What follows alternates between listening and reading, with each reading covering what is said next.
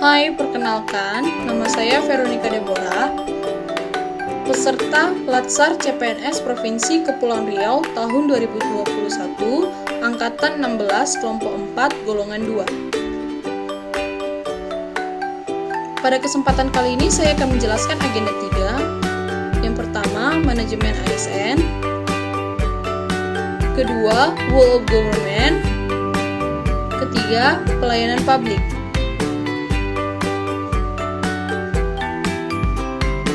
Manajemen ASN. Berdasarkan jenisnya, ASN terbagi dua, yaitu PNS dan P3K. Manajemen ASN adalah pengelolaan ASN untuk menghasilkan pegawai ASN yang profesional, memiliki nilai dasar, etika profesi, bebas dari intervensi politik, bersih dari praktik korupsi, kolusi, dan nepotisme. Manajemen ASN juga lebih menekankan kepada pengaturan profesi pegawai sehingga diharapkan agar selalu tersedia sumber daya aparatur sipil negara yang unggul selaras dengan perkembangan zaman. Manajemen ASN akan menjelaskan bagaimana kedudukan ASN, bagaimana peran dan tugas ASN, bagaimana hak dan kewajiban ASN, bagaimana kode etik ASN. Kedudukan ASN. Pegawai ASN berkedudukan sebagai unsur aparatur negara yang menjalankan kebijakan yang ditetapkan oleh pimpinan instansi pemerintah serta harus bebas dari pengaruh dan intervensi semua golongan dan partai politik untuk menjamin keutuhan, kekompakan, dan persatuan ASN serta dapat memusatkan segala perhatian, pikiran, dan tenaga pada tugas yang dibebankan kepadanya. Kedudukan ASN berada di pusat, daerah, dan luar negeri. Peran ASN. Peran ASN sebagai perencana, pelaksana, dan pengawas penyelenggaraan tugas umum pemerintahan dan pembangunan nasional melalui pelaksanaan kebijakan dan pelayanan publik yang profesional, bebas dari intervensi politik, serta bersih dari praktik korupsi, kolusi, dan nepotisme. Fungsi ASN ada 3. Pertama, pelaksana kebijakan publik. Kedua, pelayanan publik. Ketiga, perekat dan pemersatu bangsa.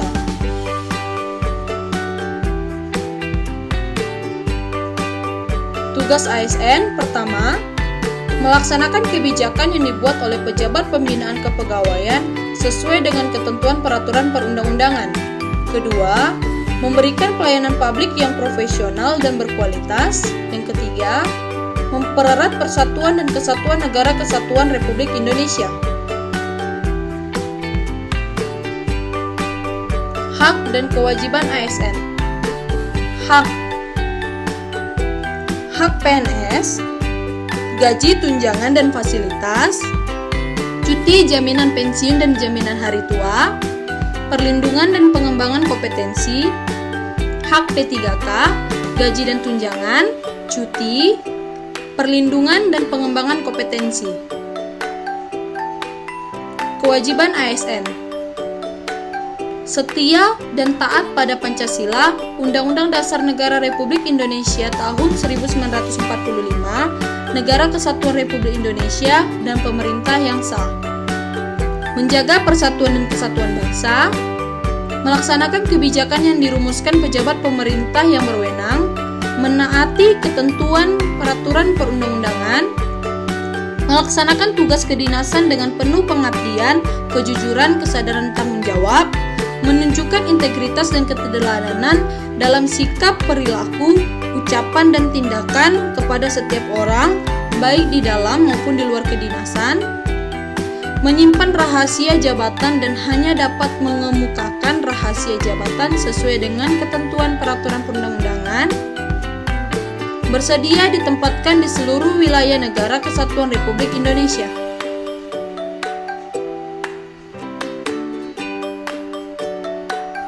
Kode etik ASN.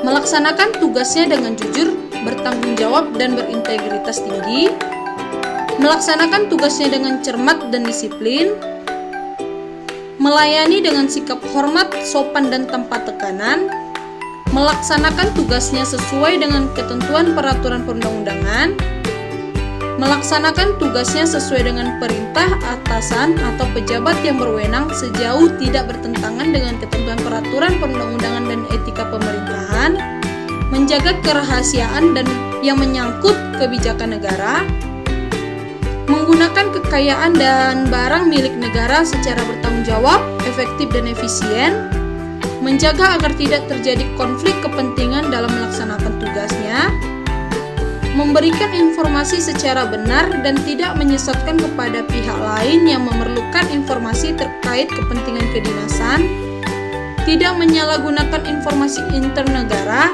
tugas, status, kekuasaan dan jabatannya untuk mendapat atau mencari keuntungan atau manfaat bagi diri sendiri atau untuk orang lain, menjaga teguh nilai dasar ASN dan selalu menjaga reputasi dan integritas ASN, melaksanakan ketentuan peraturan perundang-undangan mengenai disiplin pegawai ASN. Sistem merit. Sistem merit adalah kebijakan dan manajemen ASN yang berdasarkan pada kualifikasi, kompetensi, dan kinerja secara adil dan wajar dengan tanpa membedakan latar belakang politik, ras, warna kulit, agama, asal-usul, jenis kelamin, status pernikahan, umur atau kondisi kecacatan. Pelaksanaan sistem merit dalam komponen pengelolaan ASN, khususnya penyusunan dan penetapan kebutuhan terdapat dalam Undang-Undang ASN. Yang pertama, perencanaan kebutuhan pegawai atau planning. Kedua, penilaian kinerja, monitoring dan penilaian. Ketiga, pengembangan, kompetensi, promosi, mutasi, dan penghargaan. Fungsi ASN: pelaksana kebijakan publik. Kedua, pelayanan publik. Ketiga, perekat dan pemersatu bangsa. Ini akan menuju konsep menjadi WOG, Whole of Government.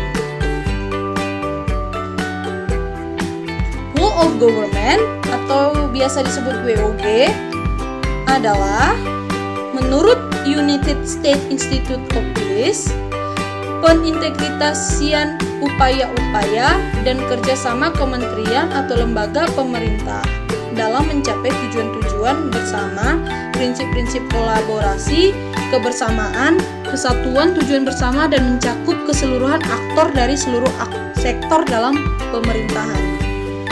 Menurut laporan IPSD, instansi pelayanan publik bekerja lintas batas atau lintas sektor guna mencapai tujuan bersama dan sebagai respon terpadu pemerintah terhadap isu-isu tertentu. WOG pada dasarnya adalah sebuah pendekatan penyelenggaraan pemerintahan yang menyatukan upaya-upaya kolaboratif pemerintahan dari keseluruhan sektor dalam ruang lingkup koordinasi yang lebih luas guna mencapai tujuan-tujuan pembangunan kebijakan, manajemen program, dan pelayanan publik.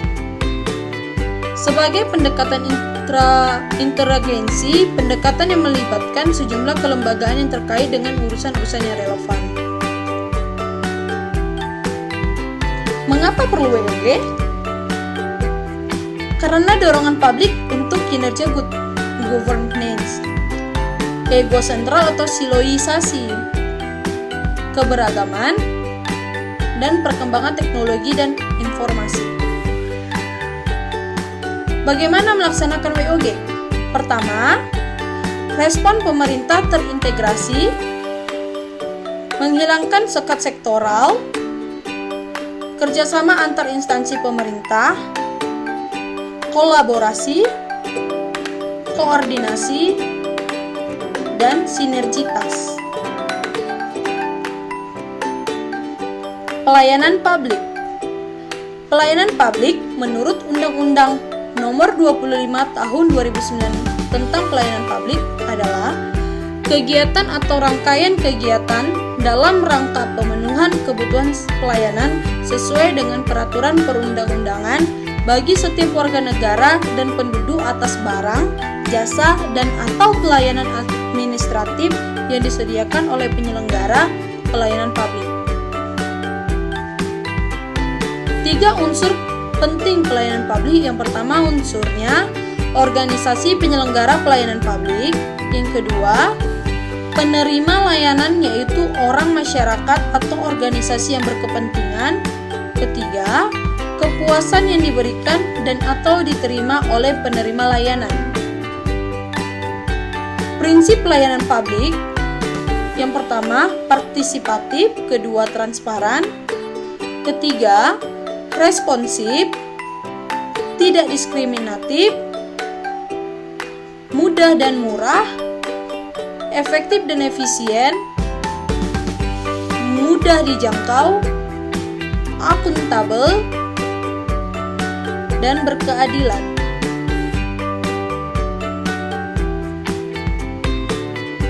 Kualitas pelayanan publik.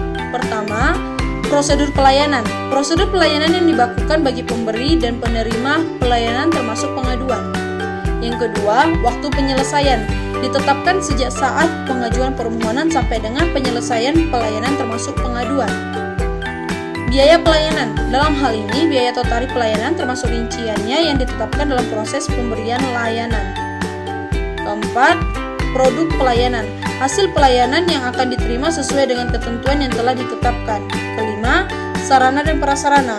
Harus disediakan secara memadai oleh penyelenggara pelayanan publik. Yang keenam, dalam kompetensi petugas, pemberi pelayanan harus ditetapkan dengan tepat berdasarkan pengetahuan, keahlian, keterampilan, sikap, dan perilaku yang dibutuhkan. Terima kasih. Berikut penjelasan saya tentang agenda ketiga.